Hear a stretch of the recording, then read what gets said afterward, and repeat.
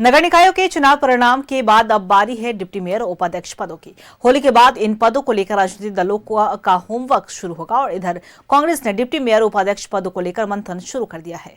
देखिए रिपोर्ट।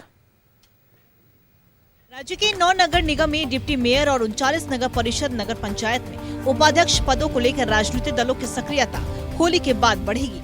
इधर कांग्रेस के अंदर इन पदों को लेकर गठबंधन पर जोर दिया जा रहा।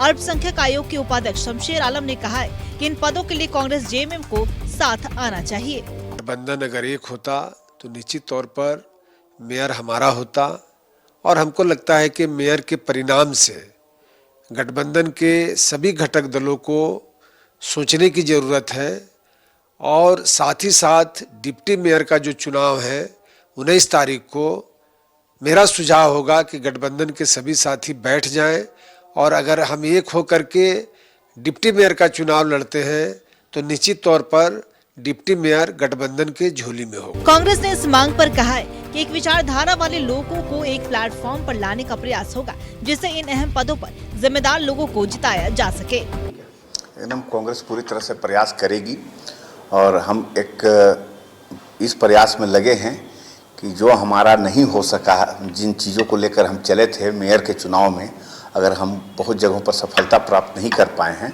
तो डिप्टी मेयर में कम से कम हम समान विचारधारा के लोग जो जीत कर आए हैं उन्हें अपने पाले में करें, उनके साथ समन्वय बनाएं, ताकि अगर भारतीय जनता पार्टी के मेयर जहां भी चुनाव जीत कर आए हैं तो उनको मनमानी करने से भी रोकना बहुत अति आवश्यक है राज्य के विकास के लिए।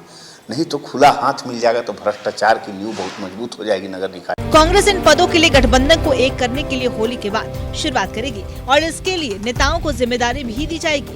कांग्रेस चाहती है कि इन पदों के जरिए पिछले नुकसान को भरा जाए।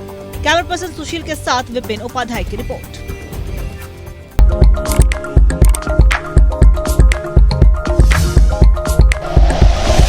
Like and share videos, subscribe करें हमारा चैनल और प्रेस करें बेल आइकॉन। न्यूज़ 11 भारत, सच है तो दिखेगा।